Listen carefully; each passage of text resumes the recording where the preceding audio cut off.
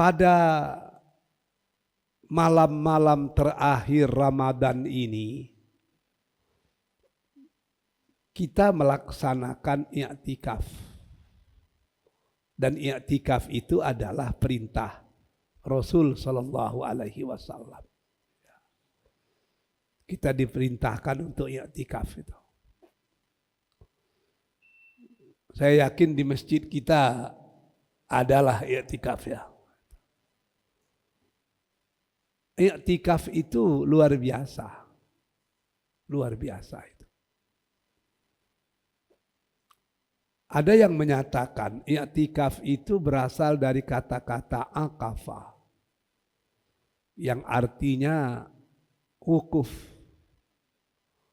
Bagi bapak-bapak yang sudah pergi haji, ada kata-kata yang disebut dengan wukuf di Arafah. Apa itu wukuf? Berhenti, bermukim sementara. Tapi ada lagi yang menyatakan bahwa akafa itu artinya habasa. Habsun nafs ala ta'atillah. Artinya fokus gitu. Istiqomah. Maka definisi sabar itu habsun nafs ala ta'atillah. Fokus, istiqomah. Untuk taat kepada Allah. Jadi ada yang mengartikan akafa itu dengan habasa, yaitu fokus. Ada lagi yang mengartikan akafa itu dengan asajana sijnun, artinya penjara. Karena orang yang i'tikaf itu seperti orang dalam penjara. Itu secara bahasa. Secara istilah, i'tikaf itu adalah tinggal di masjid, fokus di masjid, seakan-akan dipenjara dalam masjid, dengan melakukan berbagai macam amalan-amalan kebaikan yang tujuannya takarruf ilallah zulfa. Yang tujuannya itu mendekatkan diri kepada Allah sedekat-dekatnya. Itulah yang disebut dengan i'tikaf. Apa saja yang bisa dilakukan di situ? Macam-macam. Ada takbir, Allahu Akbar, Allahu Akbar. Ada tahlil, la ilaha illallah, la ilaha illallah. Ada tasbih, subhanallah, subhanallah. Ada tahmid, alhamdulillah, alhamdulillah. Ada istighfar, astagfirullah, astagfirullah. Ya. Banyaklah yang bisa dilakukan, berzikir-zikir. Ya. Ada juga yang baca Quran. Ya. Sebetulnya bukan baca Quran, bersahabat dengan Al-Quran. Bagi yang belum bisa baca, belajarlah membaca selama i'tikaf. Bagi yang sudah bisa baca, betulkan juga bacaan itu tilawah. Bagi yang sudah betul bacaan, coba juga menghafal tahfiz. Bagi yang sudah bisa menghafal-hafal, teruskan dengan tafhim, pahami bacaan itu. Bagi yang sudah paham, tadabbur, cari hikmahnya. Bagi yang sudah paham hikmahnya, takhalluq bil Quran. Berupayalah untuk mengamalkannya sehingga kita menjadi Quran yang berjalan. Ini yang dikatakan Aisyah ketika dia ditanya orang siapa itu Rasulullah, maka Ummul Mukminin menjawab khuluquhul Quran. Semua aktivitas dalam kehidupannya itu adalah Al-Quran. Jadi kita menjadi miniatur dari Al-Quran. Jadi orang yang sudah bisa membaca, ya tada apanya, i'tikafnya bisa baca tafsir, bisa berdiskusi tentang hikmah-hikmah ayat, macam-macam itu. Jadi di masjid-masjid tertentu dalam i'tikaf itu ada ceramah, yang tidak ada masalah. Tapi yang paling penting tentu muhasabah. Muhasabah itu artinya evaluasi dan refleksi diri. Ya, ketika kita duduk di masjid itu, kita berpikir, dari mana saya ini? Mau kemana saya ini? Akan kemana saya ini? Umur sudah semakin tua, tapi amal justru semakin sedikit. Kalau Allah datang memanggil saya, apakah wajah saya wujuhu yauma izin na'imah, atau justru wajah saya wujuhu yauma izin khasyi'ah? Oh, kalau sampai ke situ kita merenung, menangis itu. Menangis. Apalagi kalau umur sudah 60 tahun ke atas. Itu kan sudah injury time itu. Kapan-kapan saja wasit bisa meniup peluit itu. Apalagi kalau kita yang berumur 52 sampai 58. Menurut catatan orang 52 sampai 58 itu daerah rawan mati itu. Ya. Maka saya tengok-tengok orang meninggal umur-umur segitu itu. Lewat 58 udah agak panjang sedikit itu, 65 baru agak rawan lagi itu. Ya. Saya pun sering berpikir itu. Ini tahun 2026 ini. Ya. Sekarang di bulan Maret.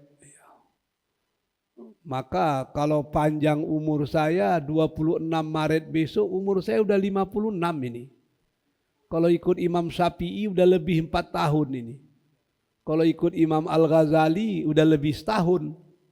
Kalau ikut Rasul 6 tahun lagi nih, ya, atau 7 tahun lagi, pendek ini. Ya. Mulai berpikir-pikir itu. Sengaja saya sebutkan supaya bapak-bapak menyiapkan hadiah untuk saya itu. Jadi refleksi diri itu yang paling penting itu. Sebetulnya apa itu hakikat daripada i'tikaf? Tadi dari segi loghat, dari segi istilah, dari segi hakikat apa itu? Hakikat dari i'tikaf itu adalah kita belajar meninggalkan dunia sementara sebelum meninggalkan dunia selamanya. Itulah yang i'tikaf itu. Makanya i'tikaf itu di masjid. Bagi yang laki-laki, bagi yang perempuan bisa milih mau di masjid atau di rumah. Kalau dia mau di rumah bagus, mau di masjid pun jangan dilarang. Karena Rasul menyatakan jangan larang istri-istri kalian itu ke masjid. Jadi boleh dua itu. Kita tinggalkan rumah kita.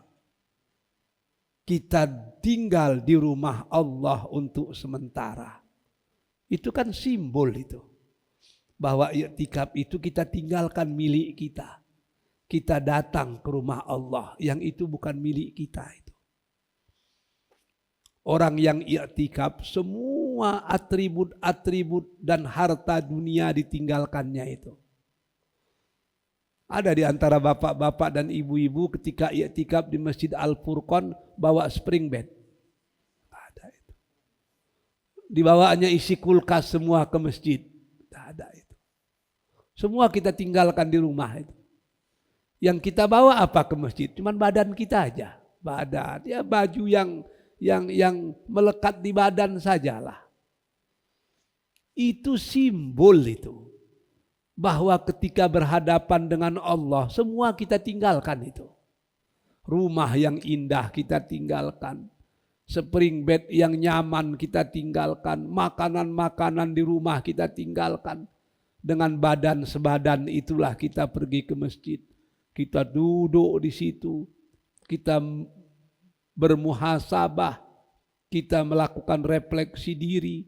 Kita baca Quran. Kita lihat terjemahannya.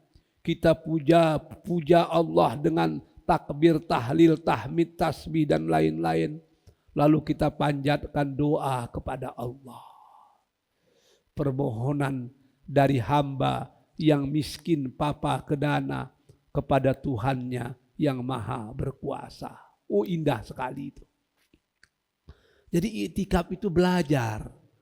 Kita tinggalkan dunia ini sementara, kita pergi ke masjid sebelum kita nanti meninggalkan selama-lamanya. Kalau udah sampai ke situ, rasa kita beribadah, luar biasa indahnya iktikaf itu. Kita pergi duduk di sudut masjid merenung, ternyata saya bukan apa-apa. Saya bukan siapa-siapa. Nah, itu yang iktikaf itu. Meninggalkan dunia sementara sebelum meninggalkan selamanya. Itu yang iktikaf. Maka bacaan dalam iktikaf itu banyak. Tapi ada satu bacaan yang memang khusus diberikan Rasul kepada Aisyah, Ummul Mukminin. Ketika Aisyah bertanya kepada Rasulullah, "Ya Rasulullah, kalau kami tahu Lailatul Qadar, sementara kami sedang i'tikaf di masjid, i'tikaf di tempat i'tikaf kami, apa yang mesti kami baca?" Ternyata yang dibaca itu tidak macam-macam. Allahumma innaka afuwun tuhibbul afwa fa'fu anni. Ada yang menambah dengan Allahumma innaka afuwun karim tuhibbul afwa fa'fu anni. Ya Allah, sesungguhnya Engkau pemaaf. Dan Engkau mencintai orang yang meminta maaf. Oleh karena itu, maafkanlah aku. Muncul pertanyaan, kenapa yang kita baca justru afuwun, meminta maaf, bukan istighfar, meminta ampun? Seharusnya kan yang dibaca itu bukan Allahumma innaka afuwun, Allahumma innaka ghafurun. Ya Allah, sesungguhnya Engkau maha pengampun, maka ampunkanlah aku. Faghfirli, ampunkan aku. Tapi bukan disuruh minta ampun. Kita disuruh minta maaf. Fa'fu anni. Apa perbedaan antara maaf dan ampun? Antara al-ghafru maghfirah dengan al-afwu. Apa bedanya itu?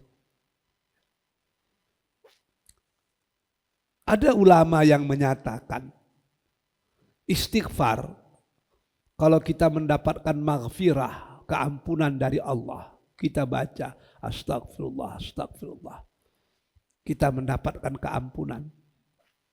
Maka definisi maghfirah itu adalah dosa yang lama ditutup Allah, diampunkan Allah. Perbuatan yang hari ini diperbaiki Allah. Perbuatan yang akan datang disempurnakan Allah. Jadi kalau orang istighfar itu 3 dia dapat. Yang dulu diampunkan, yang sekarang diperbaiki, yang besok disempurnakan.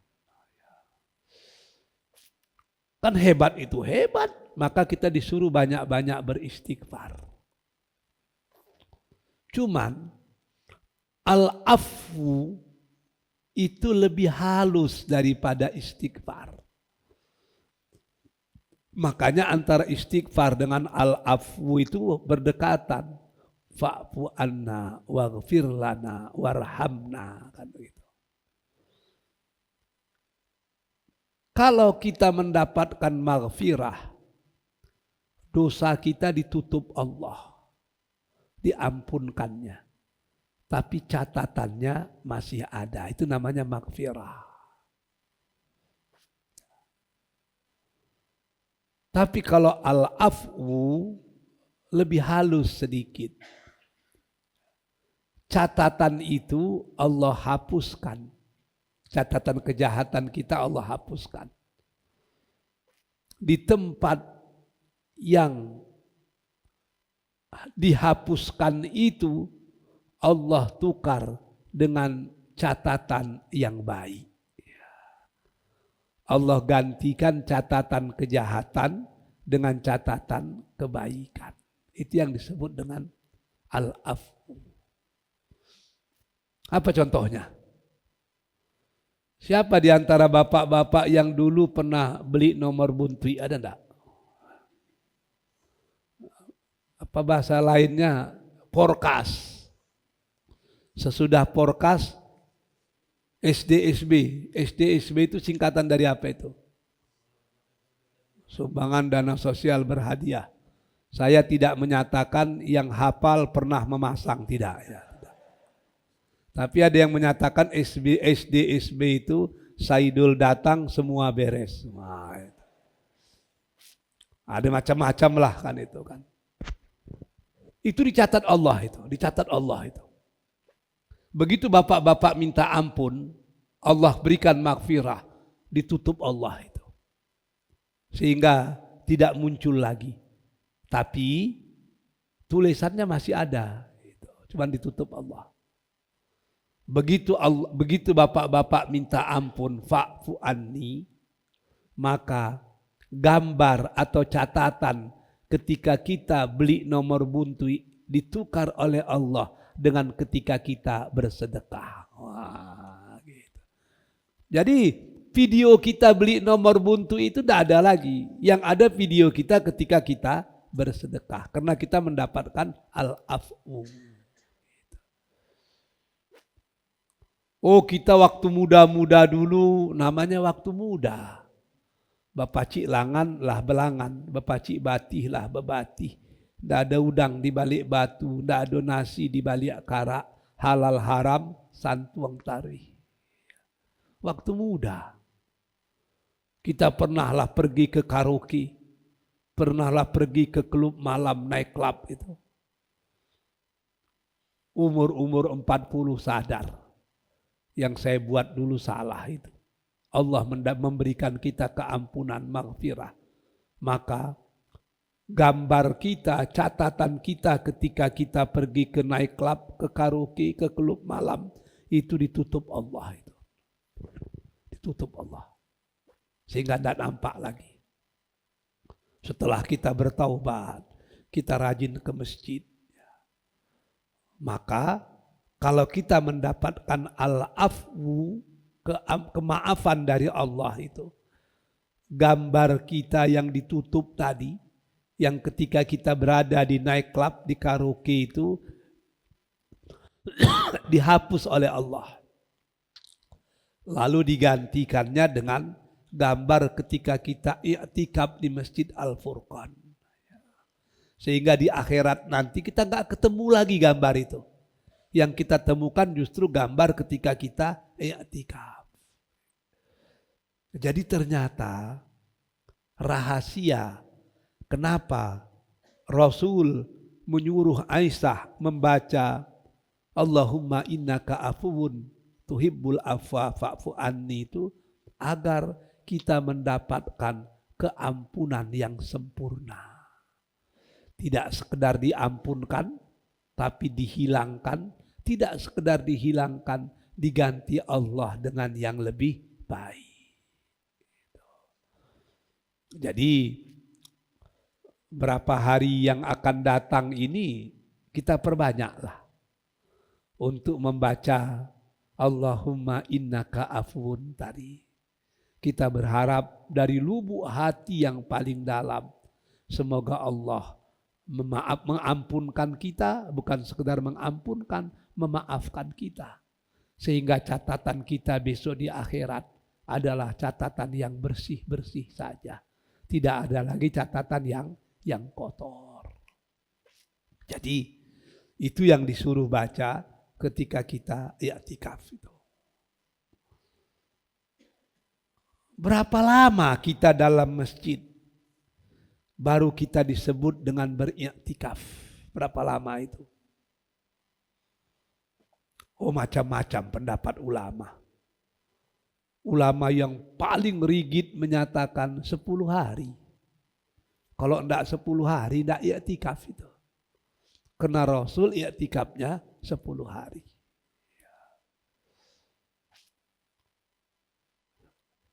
Lailan au naharan, siang dan malam. Jadi siang kita di masjid, malam kita di masjid itu. Ada yang menyatakan tidak. Iktikaf itu dianggap iktikaf kalau kita bermalam di masjid. Selesai sholat tarawih, pulang ke rumah, jam-jam 11 ke masjid. Baca Quran macam-macam, sampailah jam 3 pagi, sahur, kita pulang ke rumah. Itu namanya bermalam di masjid. Itu yang disebut dengan iktikaf. Ada lagi yang menyatakan tidak, iktikaf itu paling tidak sama dengan waktu sholat. Berapa lama kita sholat? 15 menit.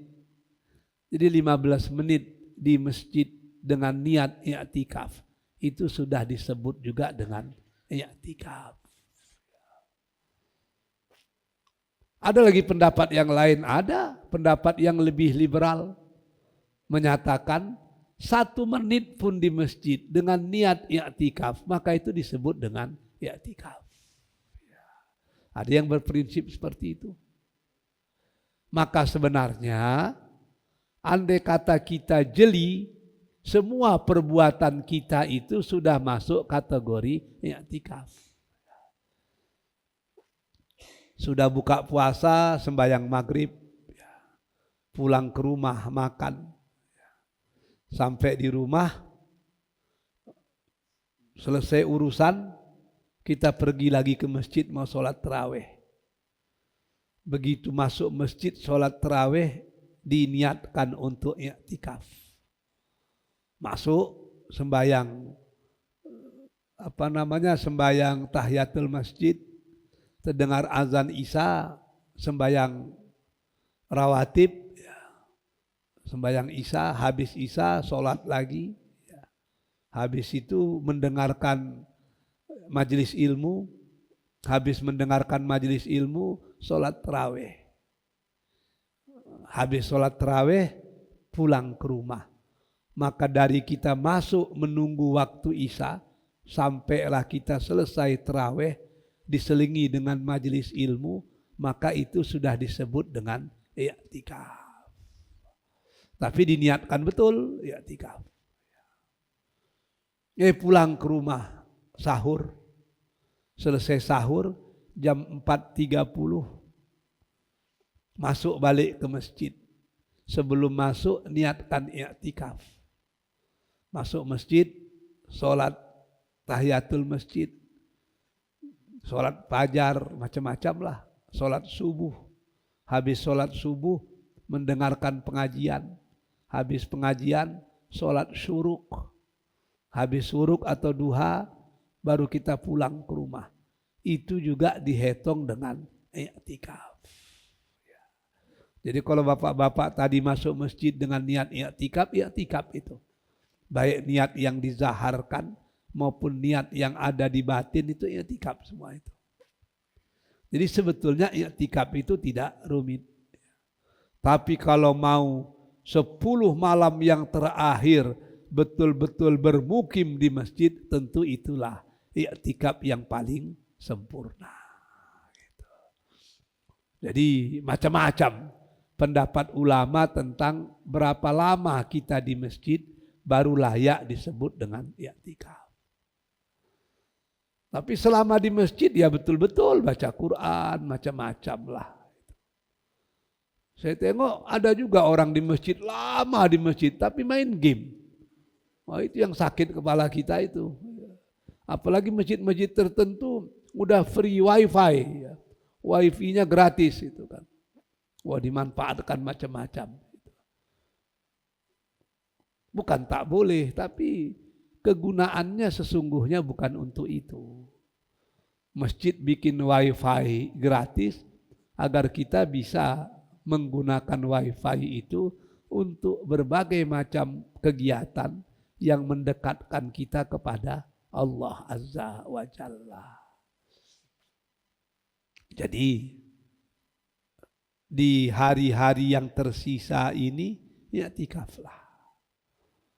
Banyak berbuat di situ. Apalagi ini tinggal 3 hari lagi mungkin ini kan. Semakin pendek waktu. Maka semakin fokuslah beribadah di hari yang tersisa ini. Apalagi kita mencari Lailatul Qadar. Lailatul Qadar itu ada yang bilang malam 27, berarti malam tadi ya. Ada yang bilang ya bisa 29. Yang mustahil itu malam 31, itu tidak ada itu. Tapi bisa start dari malam 21. Kalau sudah lewat 27, maka tinggal 29. Tapi bagi kita bukan Lailatul Qadarnya itu. Yang paling penting justru istiqomahlah beribadah di setiap malam-malam di bulan Ramadan. Dapat Lailatul Qadar, alhamdulillah. Karena orang yang mendapatkan Lailatul Qadar itu seakan-akan dia beramal seumur hidup. Kenapa seumur hidup? Karena Lailatul Qadar itu khairum min alfi syahr. Dia lebih baik daripada 1000 bulan. 1000 bulan itu berapa tahun itu? 83, 84, 83 sajalah kita anggap. Siapa di masjid kita ini yang umurnya sudah 83 tahun, ada itu? Ada ya, satu-satulah mungkin ya. Itu pun perlulah dilestarikan itu. Jarang itu. Artinya jarang orang yang berumur 83 tahun. Kalau kita dapat beribadah seakan-akan beribadah 83 tahun, itu kan sama dengan beribadah seumur hidup. Kita paling-paling ya 70-an ya sekarang, itu pun paling-paling itu. Mau berumur macam Mahathir Muhammad ya satu-satulah. Saya ketika menghadiri peringatan 100 tahun Mahathir Muhammad itu saya terkejut itu. Tapi kami nggak bisa datang tepat waktu, besoknya baru datang. Ketika dia berumur 100 tahun 1 hari. Saya datang. Dengan rombongan dari Medan, dipimpin oleh Bang Rahmat Shah itu, bekas DPR RI dari Sumatera Utara itu. Saya kebetulan duduk di sebelah dia itu. Ketika mau masuk, sekretarisnya bilang, rombongan dari Indonesia 25 minutes only. Hanya 25 menit aja lah. Tun banyak tamu hari ini. Orang pun oke lah, kita sadar juga kan mau jumpa orang. Dia datang, bicara-bicara, basa-basi gitu. Lalu ditanya lah. Tun kan banyak mengkritisi Melayu. Bagaimana? Apa kelemahan-kelemahan Melayu? Dan apa yang harus dilakukan agar Melayu bisa menjadi satu kelompok yang berperan di tengah-tengah kehidupan dunia yang ultra modern ini. Dia terdiam, baru dia menjawab. Menjawab satu pertanyaan itu lebih dari 20 menit. Cerdas. Jadi dijanjikan 25 menit, hampir 1 jam jadinya. Tentu sekretarisnya nggak berani memutuskan dia bercakap kan. Biar. Saya tengok dia menjawab itu, cerdas. Lalu kata sekretarisnya itu, Tun ini semenjak umur 90 sampai sekarang, itu masih bisa membaca 10 sampai 20 proposal satu hari. Jadi proposal itu banyak masuk, dia diseleksi. Yang grade E diambil, yang lain-lain baru staf-stafnya. Satu proposal itu lebih kurang 20 halaman. Jadi kalau dia mengambil 10 sajalah, 10 kali 20, itu kan 200 halaman. Orang berumur 100 tahun masih mampu baca proposal 100 halaman setiap 200 halaman setiap hari, itu macam mana itu? Kita baca 2 halaman aja udah malas kita kan. Wow.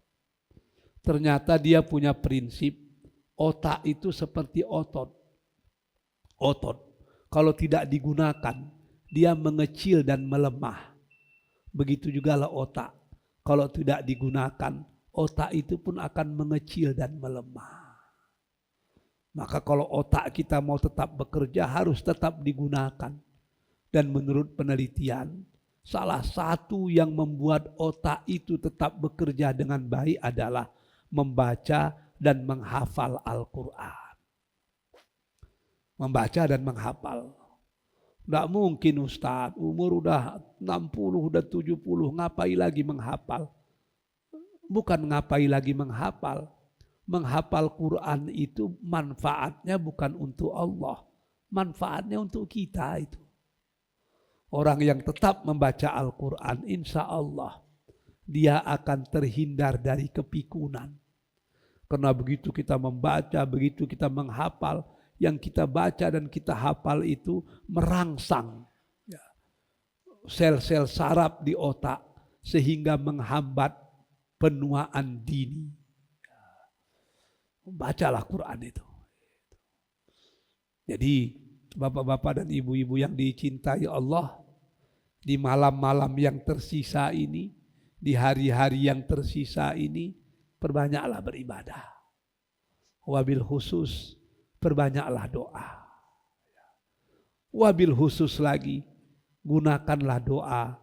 Di samping doa-doa yang lain, gunakanlah doa yang secara khusus diajarkan Rasul kepada Ummul Mukminin Aisyah tentang doa yang dibacanya ketika dia berada di malam-malam bulan Ramadan, di hari-hari bulan Ramadan. Apa itu? Allahumma innaka afuun tuhibbul afwa fa'fu anni. Ada yang menambah Allahumma innaka afuun karim tuhibbul afwa fa'fu anni. Kalau itu kita baca, insya Allah Ramadan kali ini, puasa kali ini menjadi Ramadan yang terbaik dalam kehidupan kita. Apalagi kita mendapatkan Lailatul Qadar. Oh, itu luar biasa sekali itu. Kalau itu sudah terjadi, maka di akhir Ramadan kita beridul fitri. Apa itu Idul Fitri? Id artinya kembali, al-fitri artinya kepada kesucian. Ada yang menyatakan Id kembali, al-fitri artinya makan. Jadi karena kita sebulan sudah menahan makan, Idul Fitri kita kembali boleh makan lagi. Tapi ada yang menyatakan bukan.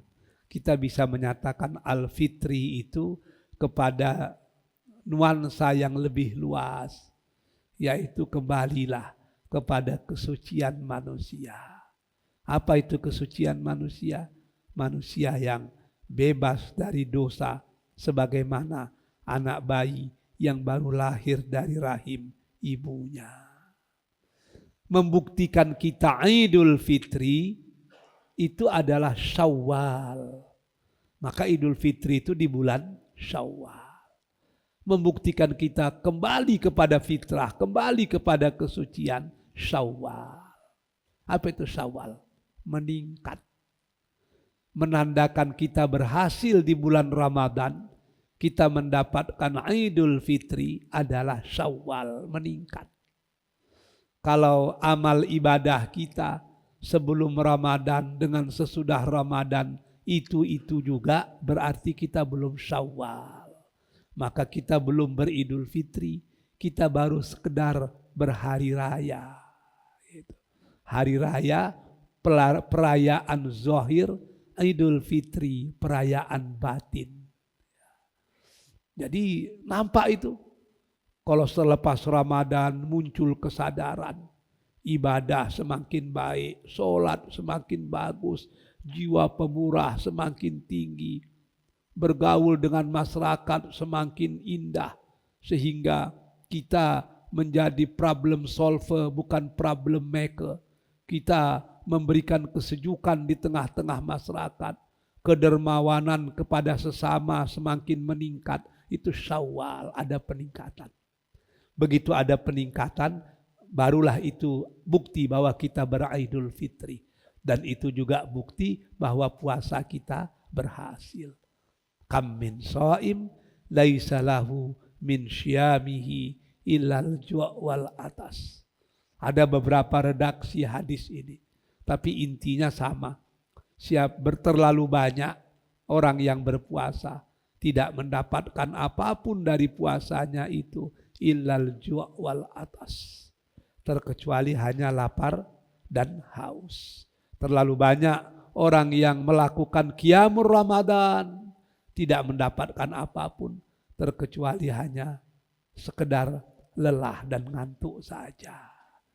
Ini yang kita harapkan, dan sama-samalah kita berdoa agar Ramadan kali ini Ramadan yang terbaik untuk kita, dan Allah masih memberikan kesempatan untuk bertemu di Ramadan yang akan datang.